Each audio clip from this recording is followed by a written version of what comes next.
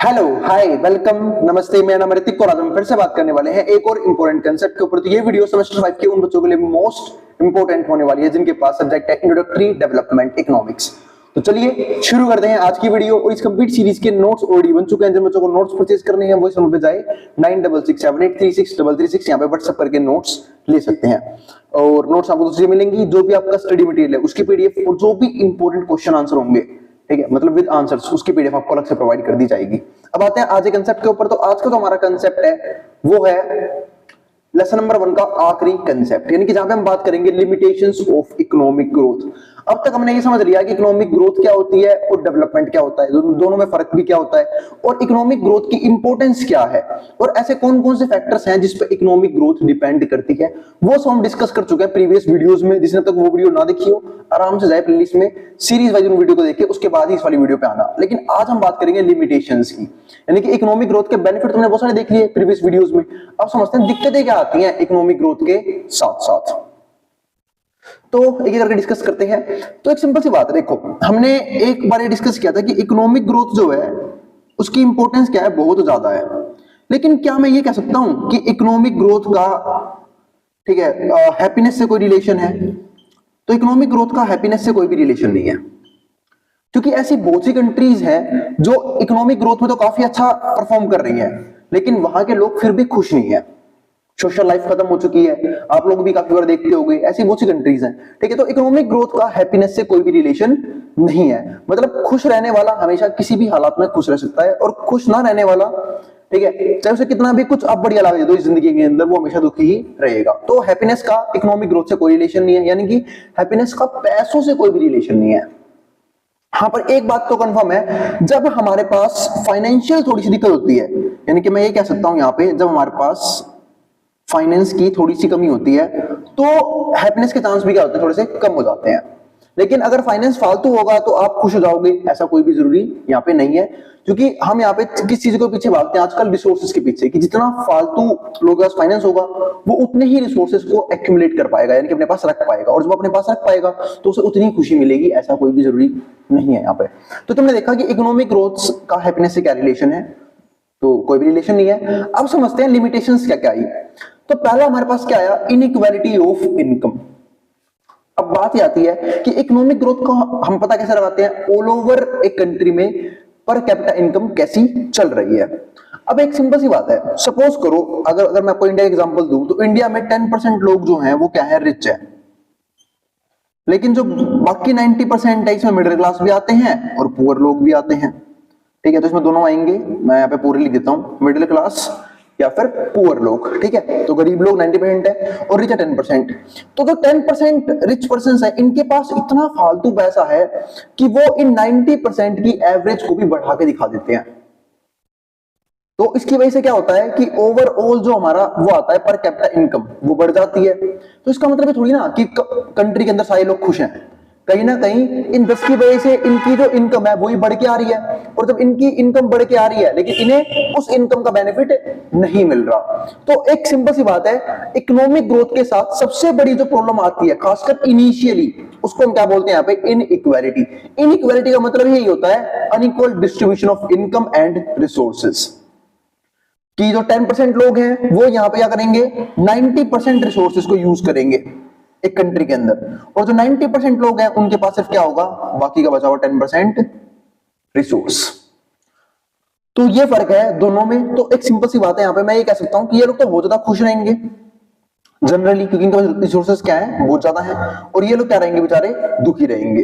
जैसा for example आप India में ही देख लो, इंडिया में अब तक आजाद हुए में इतने साल हो गए, अब तक पॉवर्टी खत्म नहीं हुई है, एक बड़े पैमाने पे देखने को मिलती है। अभी भी बहुत से लोग हैं जिनके पास अपनी 3 बेसिक नीड्स, यानी कि रोटी, कपड़ा और मकान खरीदने के लिए पैसे नहीं है, वो उनको ही फुलफिल नहीं कर पा रहे, ठीक है। आप अपने आसपास देखो, बहुत से लोग फुटपाथ पे रहते हैं, ठीक है, कुछ भी खाना खा लेंगे, कई लोगों को खाना भी प्रॉपर नहीं मिलता, ठीक है, पूरे टाइम का। तो ये सारी चीजें हैं, और कुछ लोगों के पास इतना है कि क्या ही कहने उसके, वो वेस्ट करते हैं उन रिसोर्सेज को। तो इसी को बोलते हैं यहाँ पे, क्या बोलते हैं, इनइक्वालिटी। तो देखो यहाँ पे क्या लिखा हुआ है, तो in the initial stages of development, अगर हम डेवलपमेंट की इनिशियल स्टेजेस की बात करें तो growth tends to worsen the distribution of income. तो जो ग्रोथ है वो एक चीज को खराब कर देता है, बर्बाद करता है, वो क्या करता है, डिस्ट्रीब्यूशन ऑफ इनकम को। Although the relationship between growth and distribution is far from settled, और जो ग्रोथ और डिस्ट्रीब्यूशन का जो रिलेशन है वो क्या होता है, बहुत ज्यादा दूर दूर तक देखने को नहीं मिलता। मतलब ग्रोथ तो हो रही है, लेकिन अगर एक्चुअल में ग्रोथ होगी, अगर इकोनॉमिक ग्रोथ एक्चुअल में परफॉर्म हो रही है, तो मेरे हिसाब से पूरी कंट्री के हर एक पर्सन को उस ग्रोथ का बेनिफिट मिलना चाहिए। तब हम एक्चुअल में कह सकते हैं कि हाँ उस कंट्री ने ग्रो किया है या फिर नहीं किया। जैसे इंडिया में, इंडिया की भी ग्रोथ हुई है, इंडिया डेवलपिंग नेशन में आता है, पहले अंडर डेवलप्ड था, ठीक है, डेवलप्ड तो अब तक नहीं हुआ है, टाइम लगेगा उसमें तो, पर अब ये क्या है, डेवलपिंग नेशन में काउंट करने, मतलब हमारी इकोनॉमी एक टाइम से अब फोर्थ इकोनॉमी बन चुकी है पूरी दुनिया की। लेकिन अभी भी बहुत से लोग हमारी कंट्री में जो है वो गरीबी से जूझ रहे हैं। जब तक उनके हालात में सुधार नहीं आएगा, हम नहीं कह सकते कि हाँ हमारी कंट्री इकोनॉमिकली ग्रो कर रही है। अब आते हैं नेक्स्ट पॉइंट पे। दूसरा हमारा पॉइंट जो है वो है पोल्यूशन। अब आता है भैया इकोनॉमिक ग्रोथ से पोल्यूशन कैसे होता है? अरे क्यों नहीं होता मेरे भाई, सब होता है इकोनॉमिक ग्रोथ की वजह से। अब देखो इकोनॉमिक ग्रोथ जो है, अब इसकी वजह से हो क्या रहा है, हम लोग रिसोर्सेज को फटाफट यूज कर रहे हैं, हम रिसोर्सेज को यूज कर रहे हैं, मशीनरीज को यूज कर रहे हैं, चीजों को बार बार एडवांस कर रहे हैं ताकि जितनी जल्दी हो सके डेवलपमेंट को लेके आया जा सके। लेकिन अब हो क्या रहा है, जब हम डेवलपमेंट को इतनी तेजी से लेके आएंगे, ठीक है, तो हम कहीं ना कहीं इन्वायरमेंट को अफेक्ट भी करेंगे। जैसे आपने देखा होगा अपने आसपास अब क्या हो रहा है, जगह जगह इंडस्ट्रीज डेवलप हो रही हैं, रियल एस्टेट जो है बेचा जा रहा है, हर जगह बिल्डिंग्स बन रही हैं, तो अब क्या हो रहा है, डिफोरेस्टेशन हो रहा है, यानी कि पेड़ काटे जा रहे हैं। अरे मेरे भाई जब पेड़ ही नहीं रहेंगे तो आपको ऑक्सीजन नहीं मिलेगी, ऑक्सीजन नहीं मिलेगी तो सर्वाइव कैसे करोगे? तो कहीं ना कहीं किसका साधन है, पोल्यूशन का साधन है। अब हम सब लोग जो है लग्जरी के आदी हो चुके हैं, यानी कि हम सब कहीं ना कहीं कुछ गुड्स और कुछ सर्विसेज पे डिपेंडेंट है। अब चाहे गाड़ियां देख लो, आज सड़कों पे मतलब मेरे हिसाब से हर फैमिली में कोई ना कोई व्हीकल चलता ही चलता है, ठीक है, तो उसकी वजह से क्या हो रहा है, पोल्यूशन लगातार बढ़ रहा है। पोल्यूशन सिर्फ एक तरह का नहीं कि सिर्फ हमारा क्या नाम है एयर पोल्यूशन बढ़ रहा है, नॉइज पोल्यूशन भी बढ़ रहा है, ठीक है। इतनी सारी इंडस्ट्रीज हैं, वहां पे लोग काम कर रहे हैं, उनका वर्क एनवायरनमेंट इतना घटिया होता है। आप कभी किसी फैक्ट्री एरिया में जाकर देखना, वहां पे इतना शोर शराबा होता है कि पूछो ही मत, कि बस लोग काम कैसे करते हैं मैं ये सोचता हूँ। इतने मतलब 1 घंटा बैठ जाओ सर में दर्द होना पक्का है, तो उस आपका नॉइज पोल्यूशन होता है। तो यहाँ पे क्या है, अदर नेगेटिव एक्सटर्नलिटीज, इसका मतलब इकोनॉमिक ग्रोथ के साथ साथ कुछ ऐसे फैक्टर भी हैं जो कहीं ना कहीं इन्वायरमेंट को डैमेज करते हैं। तो the drive from increased output tends to put more and more pressure on environment. अगर एक सिंपल सी बात है, अगर हमें इंक्रीज करना है किस चीज को, अपनी प्रोडक्शन को, तो हमें कहीं ना कहीं इन्वायरमेंट पे ज्यादा से ज्यादा प्रेशर डालना पड़ता है, and result will be the increased pollution, air, water और नॉइस। आजकल आप देखोगे वाटर पोल्यूशन क्यों होता है, अब बहुत सारी फैक्ट्रीज हैं, फिर बहुत सारी इंडस्ट्रीज हैं, यहाँ पे वाटर को यूज किया जाता है, या फिर ये लोग केमिकल्स यूज करते हैं, और जब ये केमिकल्स यूज करते हैं उसको विदाउट ट्रीट किए हुए, यानी कि बिना ठीक किए हुए उसे नदियों के पानी में मिक्स कर देते हैं। अब उसकी वजह से हो क्या रहा है, वाटर पोल्यूशन हो रहा है। अब बात आई भैया कि इससे इफेक्ट क्या पड़ेगा। अब देखो, एक तो पहली बात, वाटर जो है काफी इंपॉर्टेंट रिसोर्सेज है जिसको हम हल्के में लेते हैं कि हाँ बहुत पानी है हमारे आसपास, क्योंकि जिनको मिल रहा है उनको लग रहा है कि बहुत ज्यादा है, लेकिन वाटर क्या है, बहुत ही जो हमारे पास प्योर वाटर है पीने लायक वो बहुत कम है, वो हम सब जानते हैं। बेशक पानी कितना ही ज्यादा हो, क्योंकि बाकी सारा पानी तो खारा पड़ा हुआ है। तो इसकी वजह से हो क्या रहा है, तो वाटर जो है हमारा वो एक तो वाटर टेबल को डिस्टर्ब कर रहा है, दूसरा जब पानी को हम लोग नदियों में घेर देंगे बिना ट्रीट किए हुए, तो केमिकल्स कहां जाएंगे, नदियों के पानी में।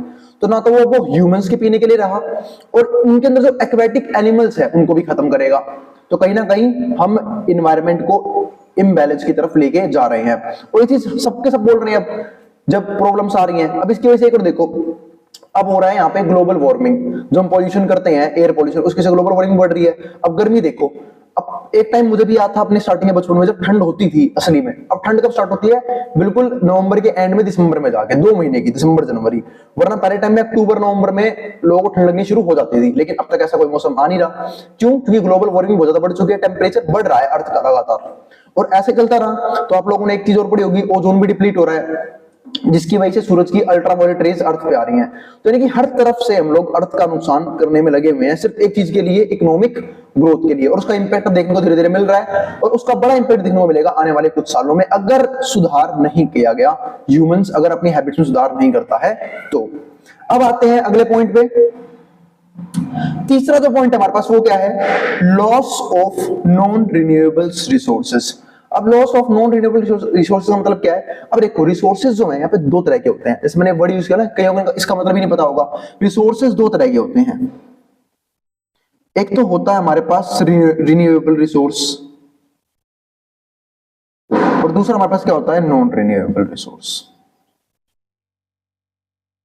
ये दो रिसोर्सेज है हमारे पास, रिन्यूएबल और नॉन रिन्यूएबल। अब बाद में ये होता क्या है मैं आपको समझा देता हूँ। रिन्यूएबल रिसोर्स वो होते हैं जो हमारे पास एक तरह से कह सकते हो अनलिमिटेड है फिलहाल के लिए, जो जल्दी खत्म नहीं होंगे। For example solar energy, wind energy, tidal energy, ये सब क्या है हमारे पास, एक तरह से रिन्यूएबल सोर्स ऑफ एनर्जी है। अब बात है non renewable source of energy क्या होता है, जो बहुत जल्द अब खत्म होने वाले हैं, जिनको बनने में काफी करोड़ों साल लग जाते हैं, जैसे कि पेट्रोल, डीजल, क्रूड ऑयल, ठीक है, कोयला, है ना, कोल। तो इन सबको बनने में क्या रहता है, काफी टाइम लग जाता है। तो एक सिंपल सी बात है, जब हमने ज्यादा से ज्यादा प्रोडक्शन करने की कोशिश करी, उसकी वजह से हो क्या रहा है, तो हमारे जो non renewable resource of energy है वो खत्म हो रहे हैं।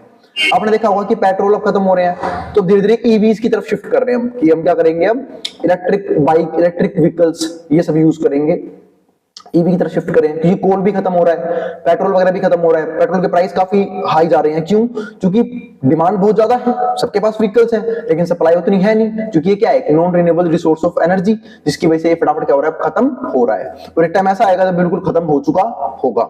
तो more we want to produce, the more resources we need to do that. तो एक सिंपल सी बात है, जितना हम प्रोडक्शन करना चाहते हैं उतने ही रिसोर्सेज की जरूरत पड़ेगी। ये तो बात फैक्ट है। तो जितना अगर हमें प्रोड्यूस करना है, हमें उतने ही रिसोर्सेज लगाने होंगे। The faster use of these resources, और जब हम रिसोर्सेज को बहुत ज्यादा अमाउंट में यूज करेंगे तो भाई खत्म भी तो उतनी जल्दी होंगे वो, तो the less time they will be last. This invariably leads to loss of non-renewable resources like oil and other minerals or forest। और ऐसा होगा कि भाई आने वाले 50-60 साल बाद, 100 साल बाद की हमें पेट्रोल म्यूजियम में देखने को मिलेगा। ये देखो, जब बच्चे होंगे कि देखो पहले हम इससे व्हीकल चलाते थे, आजकल ये म्यूजियम में रखा होता है, क्योंकि अब ये एग्जिस्ट ही नहीं करता। क्यों? क्योंकि सब तो फूक दिया हमने।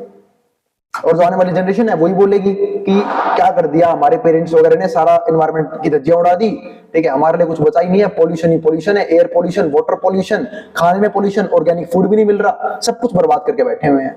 सिर्फ किस चीज के लिए? एक इकोनॉमिक ग्रोथ के लिए। आजकल आप देखो, हम लोग जो भी चीजें करते हैं उसका इफेक्ट कितना पड़ता है। पहले के लोग जीते थे 100 साल, अब क्या हो रहा है, 45 साल में बीमारियां हो रही हैं, लोग मर रहे हैं हार्ट अटैक वगैरह से, कैंसर वगैरह से, सब कुछ मिलावटी आ रहा है, कुछ भी प्योर है ही नहीं। तो ये सब इफेक्ट है किस चीज का? इकोनॉमिक ग्रोथ का। ग्रोथ करते करते हम इतने पागल हो गए हैं कि बाकी चीज हमने सीधा इग्नोर ही कर दी है। तो चलो फिर अब बहुत बात कर ली इस टॉपिक के ऊपर, मिलेंगे अगली वीडियो में। यहीं पे हमारा चैप्टर होता है खत्म, जहां पे हम बात करेंगे अब लेसन नंबर 2 की। तो इकोनॉमिक ग्रोथ एंड डेवलपमेंट की जो क्लास हमारी खत्म हो चुकी है। जितनी वीडियोस बनी उसमें हमारा लेसन नंबर 1 क्या हो गया, कंप्लीट हो गया। यानी कि हमने बात कर ली इंट्रोड्यूसिंग डेवलपमेंट इकोनॉमिक्स की। अब हम अगले चैप्टर में बात करेंगे किसी नए कंसेप्ट के बारे में। तो अगर वीडियो पसंद आई हो तो वीडियो को लाइक करना मत जाना, और चैनल को सब्सक्राइब भी कर देना। और हाँ, आपसे जो भी बन पड़ता हो, इस एनवायरनमेंट को सेफ रखने के लिए आपको वो कोशिश जरूर करनी चाहिए, चाहे वो वाटर बचाना हो, ठीक है, चाहे किसी भी तरह का योगदान दे सकते हो इस एनवायरनमेंट में, तो वो आपको जरूर देना चाहिए। अब जिसको जो उतारना उतार सकता है मेट्रो बोर्ड के सामने से, और उन बच्चों में शेयर भी कर देना जिन बच्चों का एग्जाम होने वाला हो सेम सब्जेक्ट का।